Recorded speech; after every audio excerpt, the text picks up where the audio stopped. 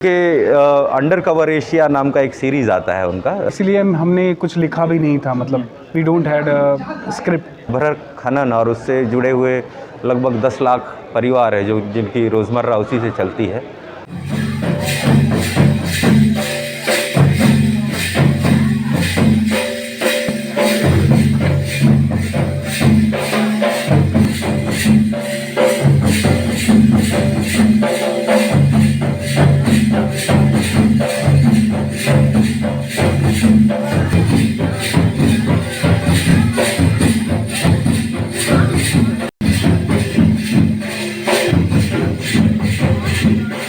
Tata steel foundation द्वारा जनजातीय संस्कृति को उभारने के उद्देश्य से पिछले 2015 से प्रारंभ संवाद कॉन्क्लेव के तहत समुदाय के साथ कार्यक्रम में 24 फरवरी को जमशेदपुर के रूसी मोदी सेंटर फॉर एक्सीलेंस में 2 लघु फिल्मों और एक डॉक्यूमेंट्री का प्रदर्शन किया गया। इस अवसर पर कई फिल्म मेकर्स, डायरेक्टर्स, अभिनेता, अभिनेत्री और मास कॉम के स्टूडेंट्स मौजूद थे।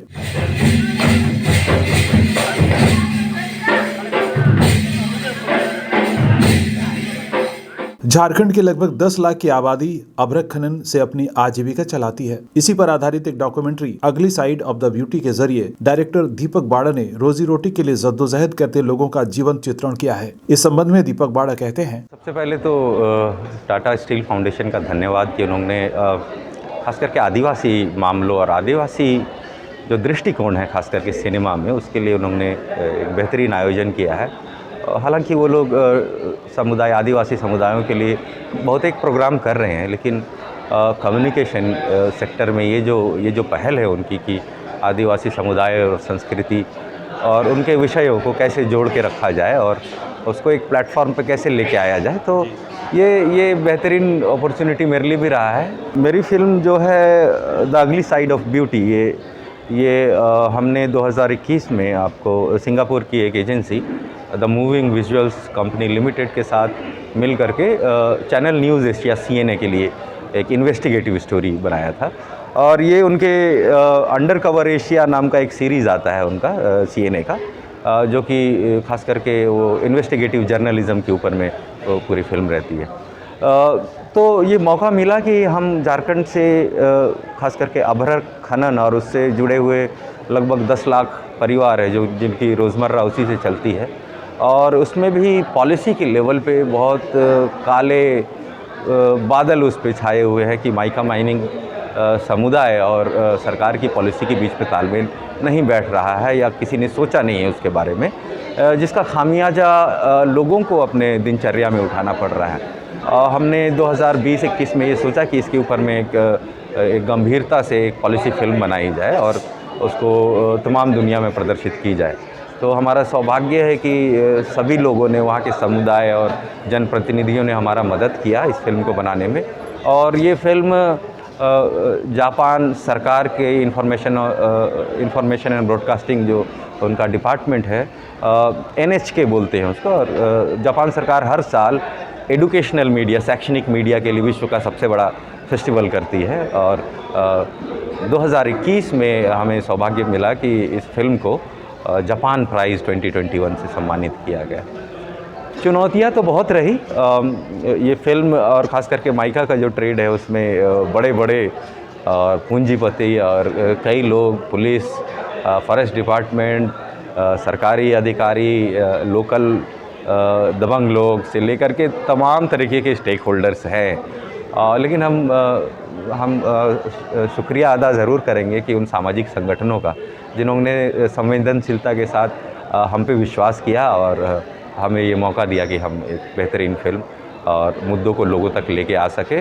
और उसका परिणाम ये रहा है कि पिछले 2 सालों के अंदर में इस फिल्म के आने के बाद हेमंत सरकार ने इस मामले को बहुत गंभीरता से लिया है और माइनिंग डिपार्टमेंट में भी इस फिल्म की स्क्रीनिंग हुई है और बहुत संजीदगी के साथ माइनिंग डिपार्टमेंट को ये आदेश दिया है कि माइका माइनिंग के ऊपर में जनहित में पॉलिसी लेके आए, जिसका थोड़ा झलक हमें देखने को भी धीरे धीरे मिल रहा है।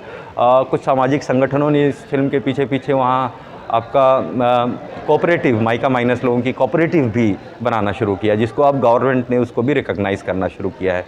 जल्दी ही हम देखेंगे कि माइका माइनिंग के ऊपर में लोगों का उनका अपना वो मजबूत पकड़ रहेगा और लोग उससे माइका माइनिंग जो बेल्ट है हमारा कोडरमा और गिरिडीह में, उसमें लोग लाभान्वित हो सकें।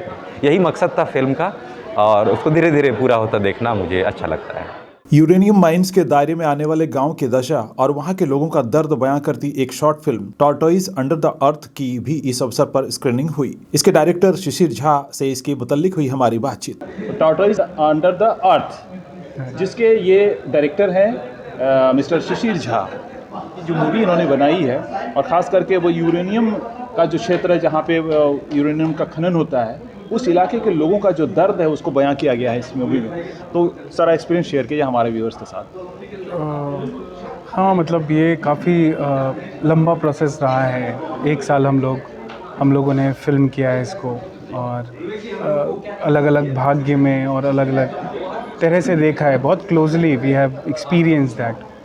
तो और जो भी एक्टर्स प्रोटैगनिस्ट हैं हमारे, काफ़ी इसी क्षेत्र से और काफ़ी बहुत रियल है। मुझे ऐसा लगा कि कोई अपना बहुत ज़्यादा प्रोफेशनल आर्टिस्ट को नहीं लिया है, एकदम नेचुरली वहाँ के जो विलेजर हैं उनको ही आपने अब कास्ट किया। मुझे ऐसा मैं लगा चाहता था कि वो जो ट्रूथ है ना, ट्रूथ वो आए, वो रिटेन रहे। जी जी, वो प्रोसेस में कहीं लॉस्ट ना हो जाए। जी, जी। जनरली जो इसीलिए हमने कुछ लिखा भी नहीं था, मतलब we don't had a script, oh तो काफ़ी हमने ऑर्गेनिकली उसको डेवलप किया। अच्छा, मतलब एक सीन से दूसरे सीन काफ़ी ऑर्गेनिकली, और इसमें जगन्नाथ जी और मोगली जी दोनों के मतलब ये फिल्म काफ़ी सामूहिक रूप से ना एक साथ ग्रो हुई है। बिल्कुल।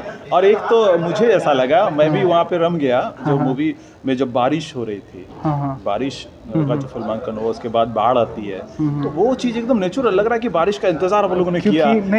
क्योंकि वो लग रहा था। सारे मौसम में धीरे धीरे हमने सारे फेस्टिवल अटेंड किए, जी। मौसम को एक्सपीरियंस किया, तो वो नेचुरली सारा वो प्रोसेस का पार्ट बन गया वो।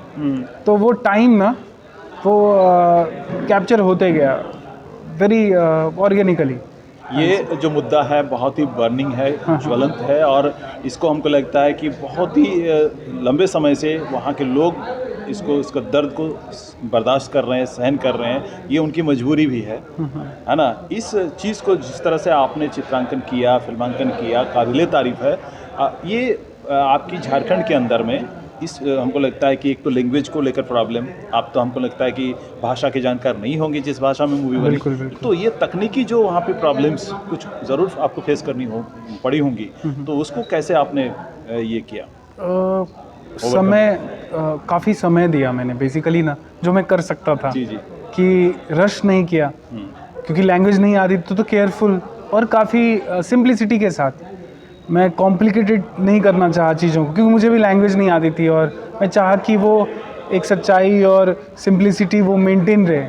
और मैं भी आउटसाइडर था, तो मेरी जो गेज थी कम्युनिटी को लेकर, कल्चर को लेकर, तो एक क्यूरियस केस था।